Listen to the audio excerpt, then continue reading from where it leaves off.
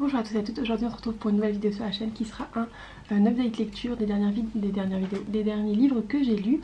Donc on va vous parler de La police des fleurs, des arbres et des forêts, L'auberge de Julia Chapman, L'inceste de Christine Argot, Rebecca de Daphné du Maurier, Nevernight. Et il y aura aussi deux livres que je n'ai pas ici qui sont Seul en sa demeure et Tokyo Scénario.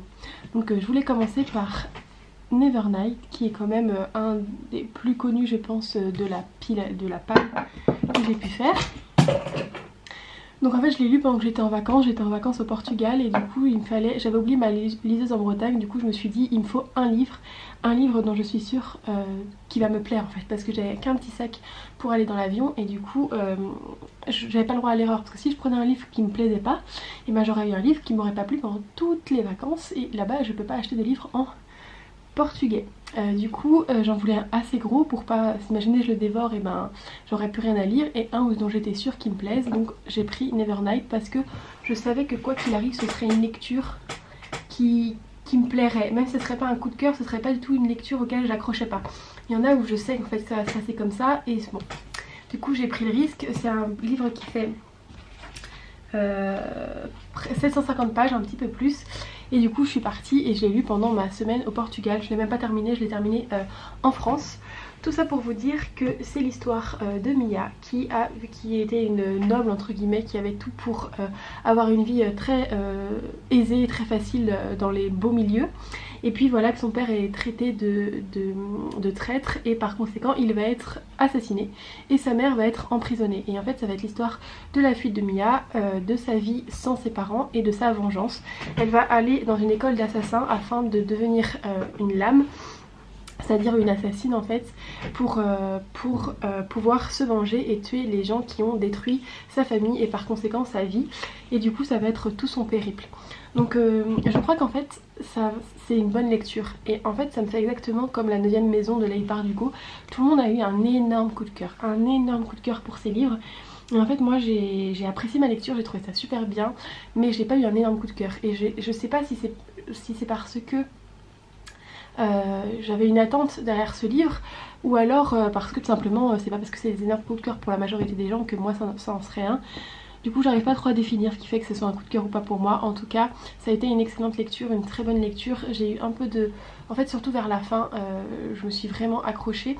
Au début c'était une lecture dans laquelle j'étais contente de me plonger, mais dont je me sentais pas obligée de rester ni de me plonger. Vous savez, comme il y a des livres où on a envie de faire que ça, en fait on a envie d'y retourner.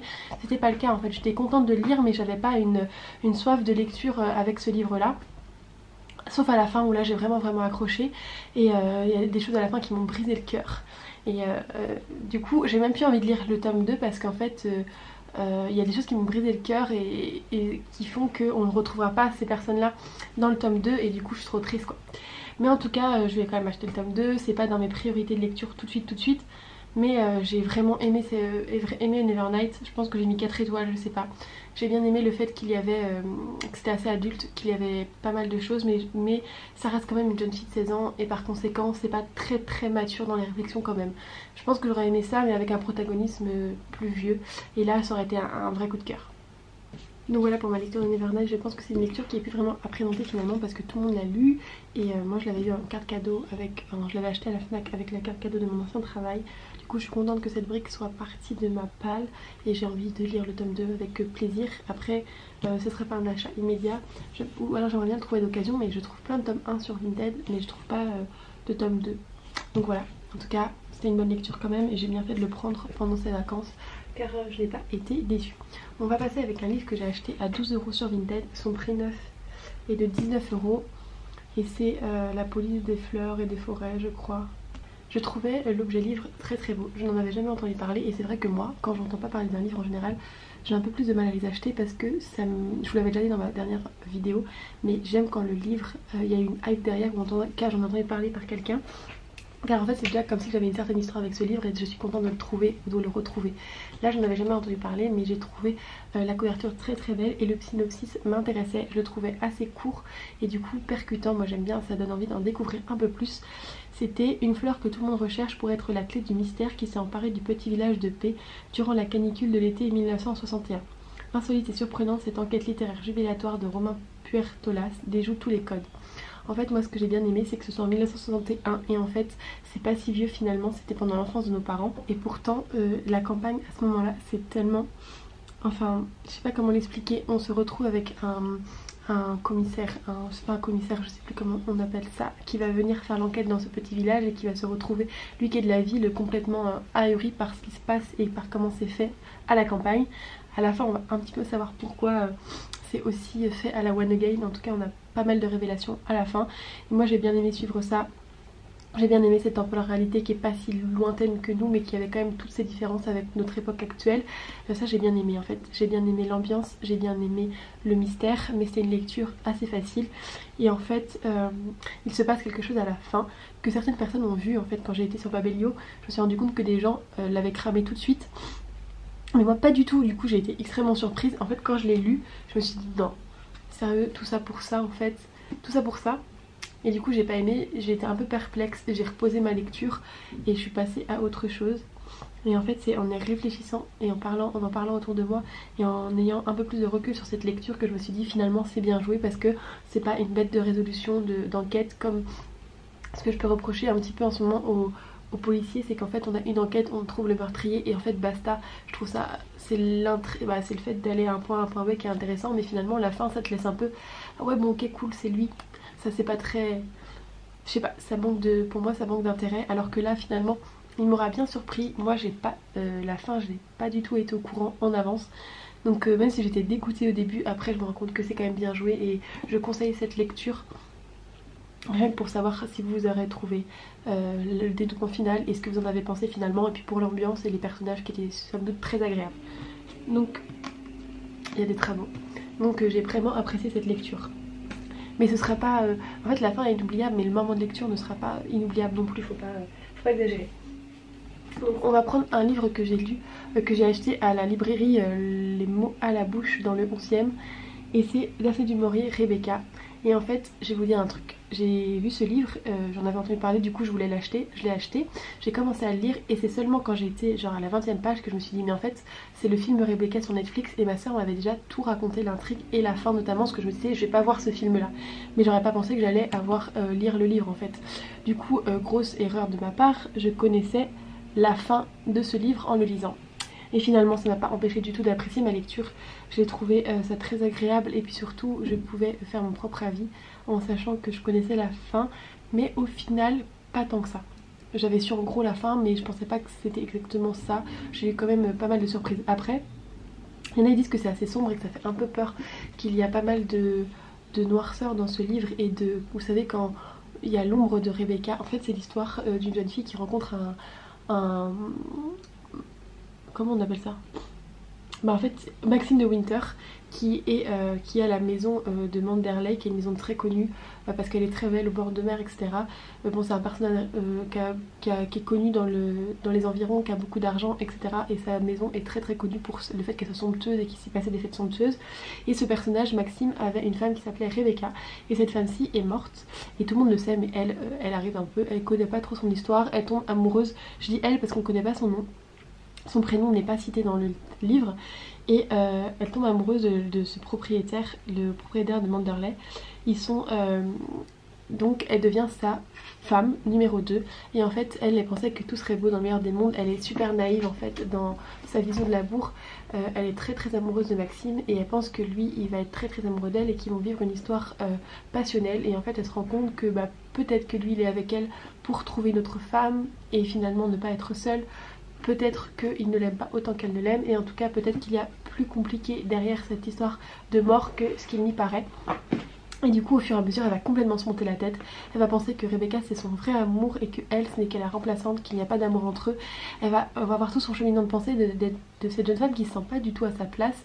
En fait ce qui me fait marrer entre guillemets c'est qu'il y a des domestiques et en fait elle a peur de chaque réaction des domestiques. Elle se dit ah là j'ai pas bien fait, là j'ai pas bien fait, là ils vont me prendre pour ci.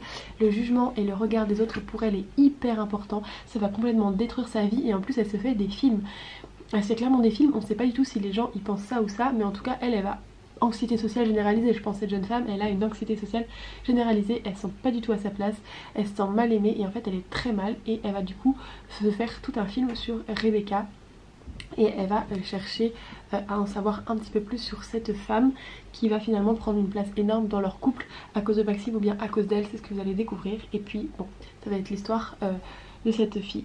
Après moi je trouve pas que ça fait peur, je trouve pas qu'il y ait une ambiance assez, comme la couverture pourrait le prétendre, assez dérangeante, assez mystérieuse. Je trouvais ça assez intéressant dans le fait où on est dans une réflexion d'une jeune femme. C'était intéressant en fait de voir comment on pouvait se monter la tête et comment on pouvait se faire des films et comment on pouvait ne pas se sentir... En fait pour tout ce qui est psychologique et santé mentale j'ai trouvé ça intéressant. Après ça n'a pas répondu à ce que je demandais dans le sens où je pensais que ce serait un peu spooky. Vous voyez le fantôme de Rebecca qui rôde et tout. Pour moi ça ne l'a pas fait du tout, mais ça m'a pas empêché que ça a été une lecture que j'ai dévorée, que j'ai trouvée super intéressante et addictif et je suis contente de l'avoir lu. J'ai envie de lire d'autres Daphné du Maurier par conséquent et je suis contente de l'avoir lu, mais ça n'a pas répondu aux attentes que j'ai eues.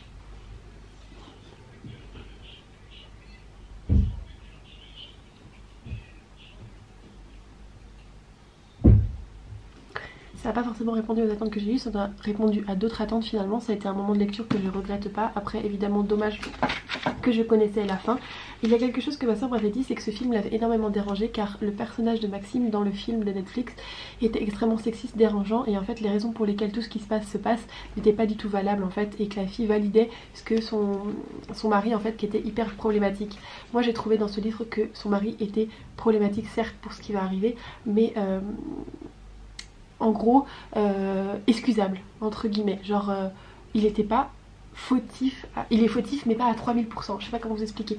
Là en fait c'était clairement dans le film quelque chose de très dérangeant, un sexisme et un machisme qui a emmené à des choses, alors que là je trouve pas, je trouve que le personnage de Maxime était pas dérangeant comme ma soeur l'avait pensé, mais je peux pas vous en dire plus sinon je vais vous spoiler, du coup on va s'arrêter là.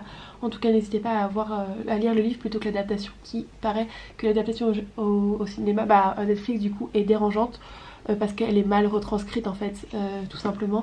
Je pense que vu qu'on n'est pas dans la tête des personnages, on peut moins comprendre les tenants et aboutissants des choses et du coup on peut plus vite faire des amalgames ou pas comprendre ou que ça puisse passer pour sexiste alors que dans le livre ça ne l'est pas. Donc voilà, lisez cette lecture et pas le film. Ensuite, je voulais vous parler de L'Auberge de Julia Chapman. Je vous l'ai présenté dans mon ancien update lecture. Je vous disais que c'était ma lecture en cours, pas mon update lecture de mon ancien haul. Je vous disais que c'était ma lecture en cours et en fait je l'ai terminée. Et j'ai pas grand chose à dire à cette lecture à part le fait que c'est bon. Alors c'est l'histoire déjà de deux Anglais qui vont acheter une auberge dans un petit village. Donc c'est des gens qui sont très, j'ai pas le terme, mais très chauvin.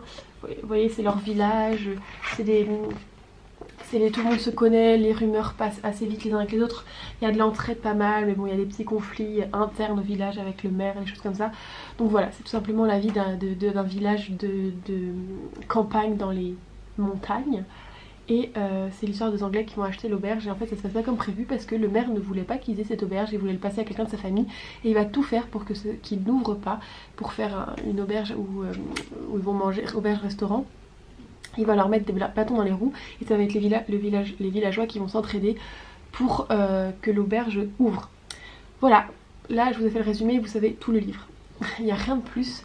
En fait c'est un livre, je l'ai eu à 5 € d'occasion, du coup ça me dérange pas vraiment que cette histoire soit aussi légère. Mais si j'avais payé 17 balles, j'aurais trouvé ça trop léger en fait. C'est pas un cozy mystery, c'est pas un cozy murder, il n'y a pas d'enquête, en fait c'est juste l'histoire, une tranche de vie de ces personnages là. Et moi j'aime bien les tranches de vie, je suis d'accord.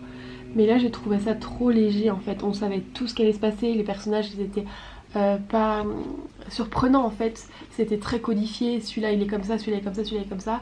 Donc oui, il y a des histoires de vie en fait, des histoires d'alliance, des histoires de passé, d'amour, etc. Mais c'est pas du tout touchant, c'est très bon enfant, c'est très surfacique, c'est très... Ouais, c'est bon enfant en fait, on sait comment ça va finir, on n'a pas peur une seconde, on n'est pas... surpris une seule fois, on n'est pas stimulé en fait, c'était très très très très feel good et certains ça pourrait plaire mais moi je trouve qu'il n'y a pas assez d'approfondissement, je trouve que c'est une histoire, on fait pas un roman sur, on en fait ok, mais là je parle de mon goût, on fait pas un roman basé que sur ça, ou alors si on fait un roman basé sur les relations entre les personnages alors que les relations soient touchantes, complexes, qu'elles soient belles, qu'elles soient bien écrites, là c'était une écriture simple, fluide, une histoire simple, fluide, qui me laissera pas du tout un souvenir remarquable, et n'achetez surtout pas 17 € pour ça, achetez-le d'occasion et ça sera une bonne petite lecture, pas prise de tête, des fois il y en a besoin hein. Donc j'en doute pas que ça trouve son public, en plus la couverture je la trouve très très belle, mais moi j'aurais ragé de l'acheter 17 € en tout cas, après chacun selon. On va finir avec les livres que j'ai là en physique, avec une lecture que j'ai clairement détestée, et j'ai détesté cette lecture. Donc c'est L'inceste de Christine Angot. Comment vous dire? Là hier j'ai recommencé une lecture après celle-ci et j'ai lu 100 pages en une soirée, même pas une soirée. Et là j'ai relu ce matin genre 190 pages. Donc en gros en 2 heures j'ai mangé ce roman qui est le livre perdu des sortilèges, voilà, en une soirée. Et là, pour celui-là qui fait le même nombre de pages que j'ai lu l'autre en une soirée, j'ai passé genre 2 jours et demi dessus, tellement je souffrais en faisant cette lecture. Je voulais la finir parce que je l'ai acheté neuf, que bon bah voilà, je voulais pas abandonner parce que je me suis dit pour 190 pages je ne vais pas abandonner. Mais finalement en refermant ce livre je me dis j'aurais peut-être dû ne jamais le commencer surtout quoi. En gros c'est l'histoire de Christine qui raconte une histoire d'amour qu'elle a eue pendant 3 mois avec une femme, et aussi de sa relation incestueuse avec son père. Les sujets m'intéressent énormément parce que, je vous l'ai dit dans mon dernier update lecture, les raisons pour lesquelles un témoignage et savoir comment ce genre de choses pouvaient te construire après dans ta vie et impacter tes relations, je trouvais ça intéressant. Le problème c'est que Christine Angot se rend détestable, et je suis la première qui dit que j'aime bien qu'il n'y ait pas de censure, j'aime bien que les personnages soient francs, soient crus, et qu'on aille au bout de la perversion, au bout de la réflexion et au bout de ce qu'on a réellement vécu, sans mettre une espèce de voile d'héroïsme ou de bon faux semblant, ou surtout de politiquement correct sur un roman. Et là j'ai eu ça, j'ai eu tout ça, c'était pas politiquement correct, c'était dérangeant et c'était franc en fait, c'était vraiment la personne dans ce qu'elle avait de plus sombre. Et ben elle a réussi, hein, je l'ai détestée, j'ai détesté ce personnage, je la trouvais extrêmement néfaste et toxique. Et en fait moi j'étais du point de vue de la femme qu'elle a aimée, je me suis dit mais la pauvre, pendant tout le long je me dis c'est quoi cette perverse narcissique qui a peut-être des raisons de par son vécu d'être aussi odieuse et aussi abominable comme personne en couple, mais en fait moi on m'a dit, ma mère, on n'a pas à porter la croix des autres, et je pensais à la pauvre femme qui subissait ces affreuses réactions, mais je me disais mais la pauvre, mais fuis, cette femme doit être psychanalysée, elle doit avoir une thérapie, elle doit en fait elle n'a pas le droit de détruire la vie des autres parce que elle, sa vie a été détruite. Et ça je trouvais ça horrible, t'as le droit d'avoir toutes les souffrances que tu veux, mais du coup là en conséquent elle faisait souffrir tout le monde autour d'elle, et c'était extrêmement pour moi perturbant et dérangeant parce que j'avais trop pitié pour Marie-Christine, la femme dont elle est amoureuse. Et voilà, en plus elle écrit de façon sans ponctuation au début, une façon très anarchique que j'ai trouvé compliquée à lire et chiante en fait. La fin ça se calme un peu, mais je trouve que c'est pas approfondi, elle nous balance des choses en fait sans réflexion derrière, c'est vraiment un témoignage sans réflexion derrière.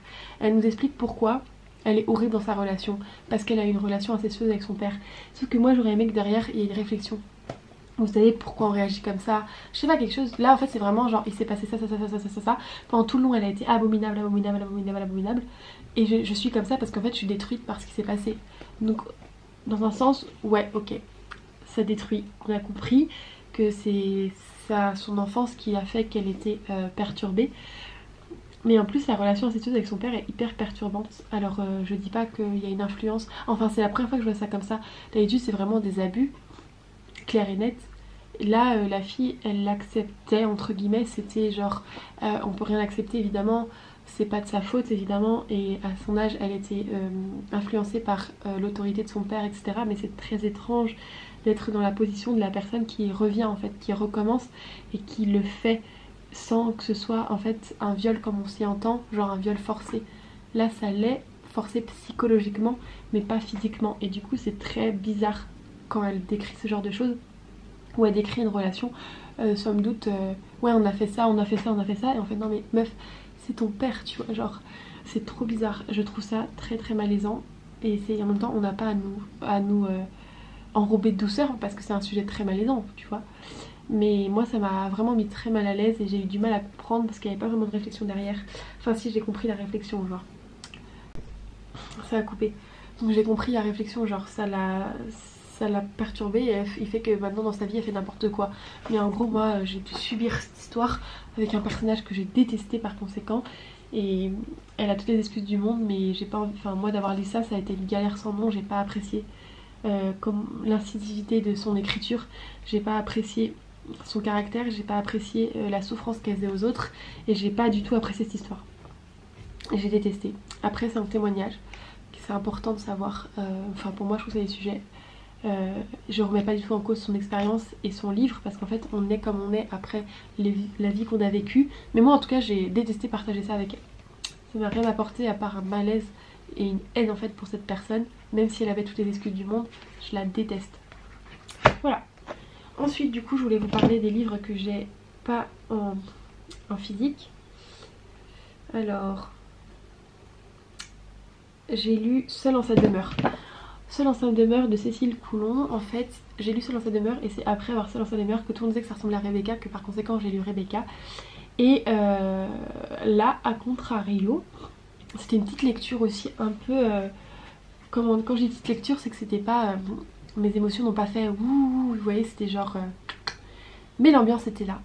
Donc en fait c'est l'histoire, j'ai même du mal à savoir c'est quoi l'histoire, moi ça m'a pas marqué, mais en gros c'est une jeune femme qui se marie à un homme pareil où sa première femme est morte, et là il va y avoir vraiment des histoires sur cette femme. Comment est-elle morte? Où est-elle? Est-elle vraiment morte? Qu'a-t-elle laissé? Quelle est l'empreinte qu'elle a laissée?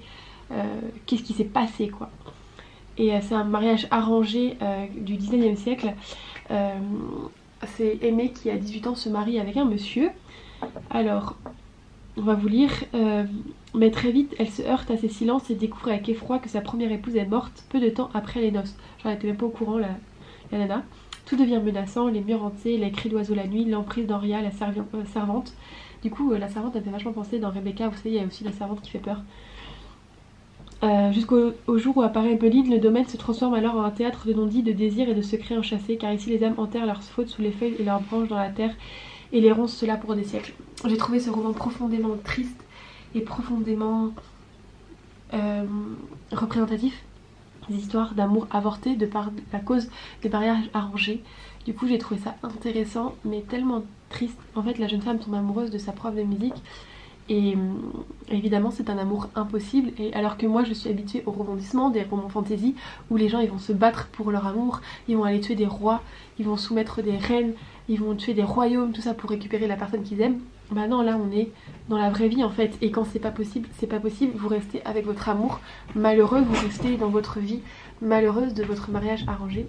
Et du coup j'ai trouvé ça si triste en fait, j'ai trouvé ça c'était ça qui m'a marqué finalement. Et après évidemment il y a toute l'histoire avec la première femme, qu'est-ce qui s'est passé avec cette femme là, et voilà, donc ça me fait vraiment penser à Rebecca. C'est pour moi une réécriture un peu de Rebecca selon moi, mais c'était vraiment un livre sympa. C'est un livre qui m'a laissé une espèce de mélancolie amère, une espèce de nostalgie d'une époque que moi j'ai pas vécue. Mais vous voyez ce sentiment où vous vivez dans un très très bel endroit, mais quand vous n'avez pas votre vie heureuse, le plus bel endroit ce sera pour vous quand même une prison. Et en fait j'ai trouvé ça, en fait j'ai senti cette mélancolie ambiante, cet ennui mortel que l'on peut avoir dans une vie qui nous correspond pas et qui nous plaît pas. Une petite vie en fait triste et ennuyeuse qui a tout pour aux abords être bien, parce que vous êtes dans un bel endroit, vous avez un mari, etc. Mais au final, il n'y a pas de passion, Il n'y a pas votre vie n'est pas passionnante, en fait votre vie est triste. Et moi c'est ce que je retiens de ce livre, au dehors de l'histoire, de savoir finalement ce qui va se passer avec sa femme, etc. qui est assez intéressante, comme un petit thriller quoi. Moi je garde surtout un espèce de goût doux, amer pour ces personnages là. Et je suis triste qu'ils soient enfermés dans ce livre là. J'ai envie de les sortir et de leur faire vivre une vie beaucoup plus belle, pleine de liberté. Mais ça a été le destin d'énormément de gens en fait. Et voilà, donc je trouve ça intéressant dans ce sens là. C'est une bonne lecture. C'est une bonne petite douce lecture. C'est pas un truc qui va me marquer, qui vous marquera selon moi. Mais c'était sympa. Et la dernière lecture que j'ai lue, c'était un e-book. C'était Tokyo Scénario de Rina B. Owain, qui je crois un livre auto-édité. Prenez-le en e-book parce qu'il coûte genre 1 euro et quelques, alors que mon père m'appelle, excuse-moi papa, je te répondrai après, alors que genre 9, il coûte 15 euros avec le livre. Et en fait je crois que c'est du coup le même qui est reversé finalement à l'auteur, c'était 1,80 €. Bref, je sais pas pourquoi je dis ça. Ça pour dire que c'est l'histoire d'une fille qui fait des K-dramas, je crois qu'on appelle ça, une coréenne, qui fait que des films d'amour un peu clichés. Et en fait elle est pas épanouie, c'est peut-être une superstar mais elle est pas épanouie parce qu'en fait elle a une image qui n'est pas sa vraie image. Elle passe pour la douce, petite, mignonne, gentille fille et elle en a ras la casquette. Elle en a marre d'avoir une image qui n'est pas la sienne, de devoir en fait une vie très très très seule alors qu'elle a énormément de fans. Et ça elle trouve ça très très triste en fait. Et du coup elle décide de vouloir au moins s'épanouir dans sa vie professionnelle, donc elle accepte un rôle dans un thriller psychologique qui est à des années de lumière de là où ses fans l'attendent. Du coup son impresario, ou comment on appelle ça, son agent dit non tu peux pas faire ça, ta carrière est déjà tellement lancée dans ce mood là, tu peux pas tout remettre en question pour un film, tu vois, genre tu vas peut-être perdre ta célébrité et tout. Et du coup elle va quand même le faire parce que voilà, elle est pas heureuse quoi qu'il arrive, donc c'est pas grave de perdre quelque chose si on n'est pas heureux et épanoui dedans. Et elle va rencontrer un garçon et elle va tomber amoureuse de ce garçon, mais ce garçon il va avoir quelque chose qui va faire que ça va être plus compliqué que prévu. La santé mentale va être traitée là-dedans. Et j'ai trouvé qu'elle était très maltraitée parce qu'en fait on dit que ce garçon il a ça et ça comme symptômes et en fait il lui montre jamais à elle. Genre avec elle il peut être différent.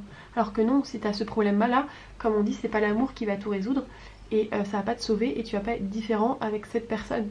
Si t'es censé être borderline, bah tu seras borderline avec cette personne. Si t'es dépressif, tu seras dépressif dans cette relation. Enfin, elle va pas tout changer et j'ai trouvé ça dommage. Après l'histoire était sympa, c'était addictif, ça se lit très vite. Pendant mes voyages en train, ça m'a accompagnée, c'était cool. Donc je vous la conseille quand même parce que moi j'adore que ça parle de Corée. J'ai trouvé ça sympa, c'était un univers qui m'intéressait. Et j'ai trouvé ça super chouette, mais c'est un peu problématique dans la représentation de la santé mentale selon moi. Voilà, donc j'espère que cette vidéo vous aura plu, c'était mes dernières lectures. Je vous fais de gros bisous et puis je vous dis à très bientôt sur la chaîne.